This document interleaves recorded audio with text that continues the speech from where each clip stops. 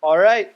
Good morning, everyone. I'm Brian Pellicore, and today I'll be presenting the S.27 bill, the Wildlife Trafficking Enforcement Act of 2015. Before I begin, I'd like to thank all of my group and our faculty advisor, Professor Robert Cook.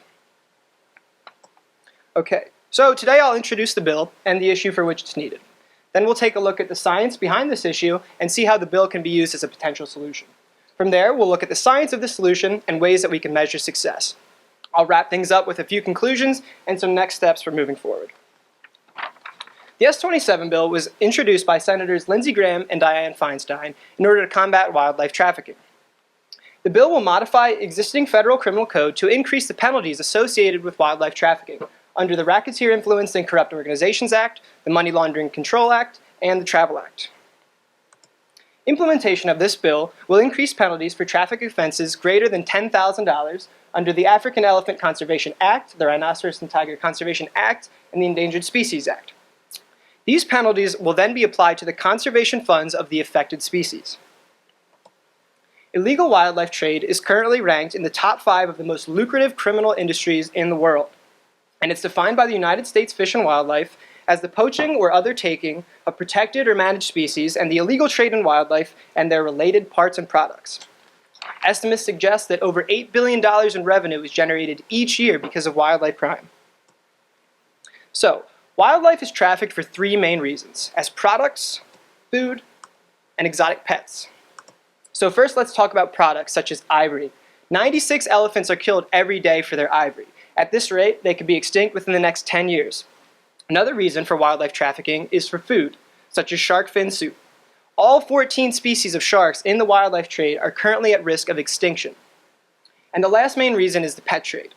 Here we use the example of parrots. 66 of the 330 total species of parrots are at risk of extinction because of the pet trade.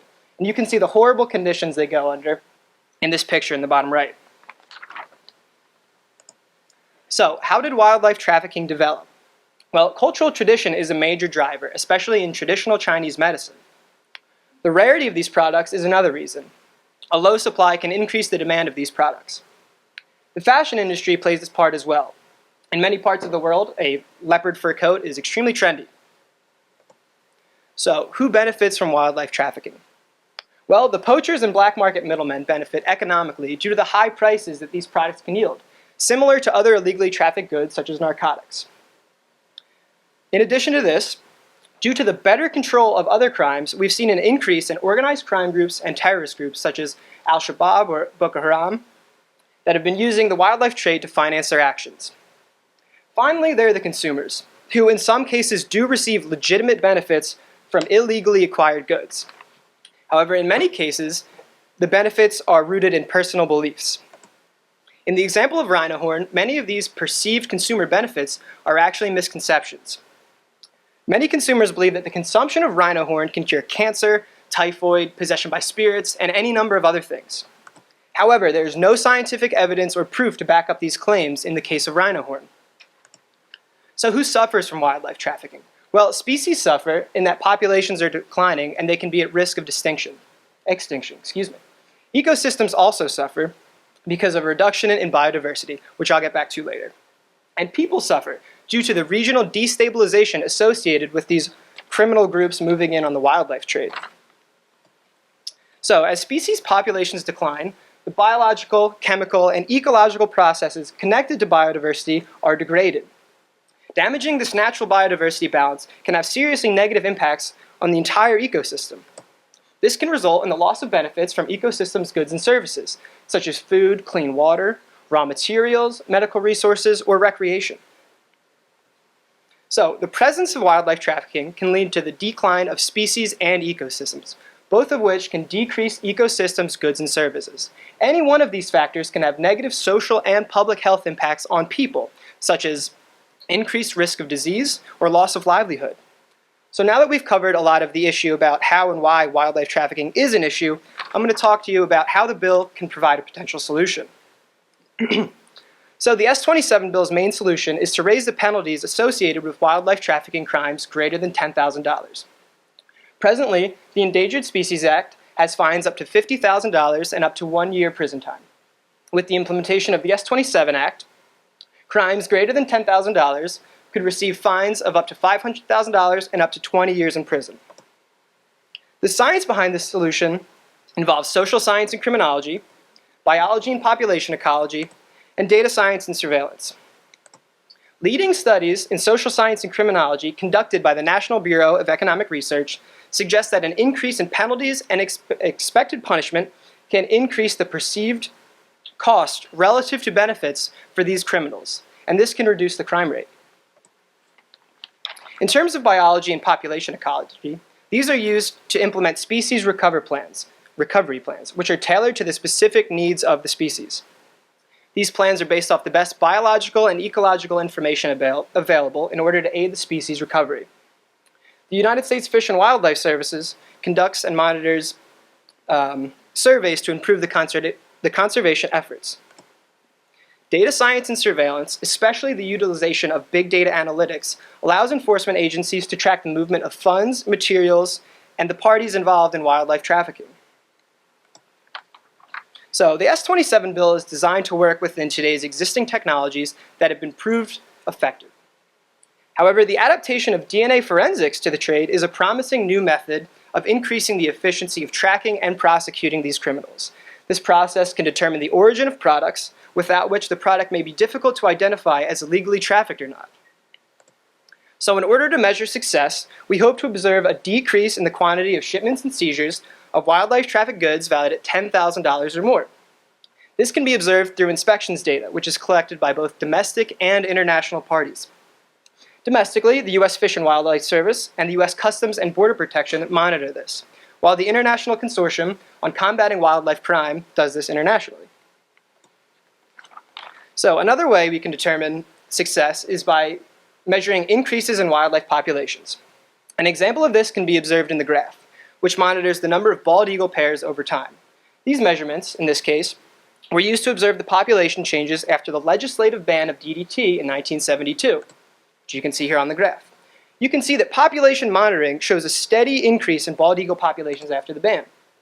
These same methods of monitoring populations can be successfully implemented with the S.27 bill after it's enacted.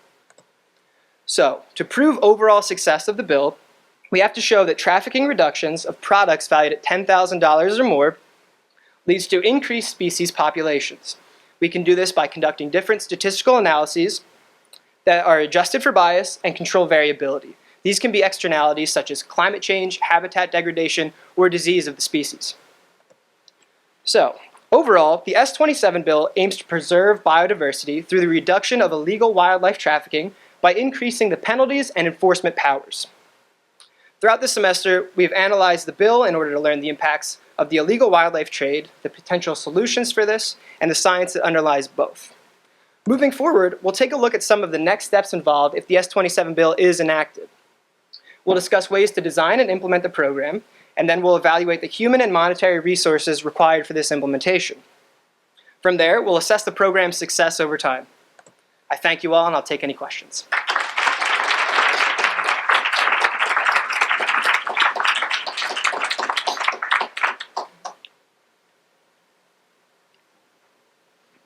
Thank you, Brian. I was just a question about the $10,000 threshold. Sure. How much of illegally trafficked wildlife does that $10,000 threshold cover?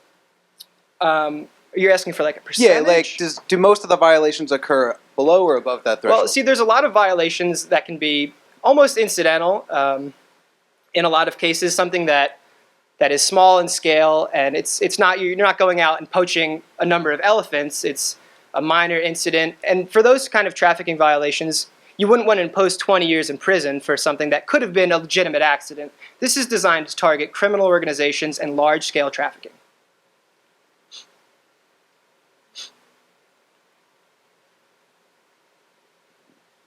Yeah, thank you for the very rich presentation. Thank you. I think it's very clear that poaching is well addressed within the Act. To what extent does this Act cover poaching for fun? You said poaching for fun? Just for pleasure? Well, trophy hunting, trophy hunting can be done legally through permission of these different organizations, and that will benefit conservation. If it's done illegally, it will be covered under this act if the violations are $10,000 or more in value.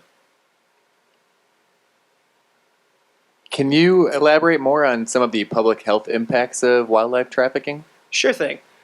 So one of the major things that we talked about earlier, not necessarily in this presentation because I couldn't really get into science, was zoonotic diseases. And these are diseases that are hosted in animals but can jump to humans through contact. So increased exposure to wildlife, poachers being in contact with these animals, it can increase the risk of zoonotic diseases. HIV is a big one.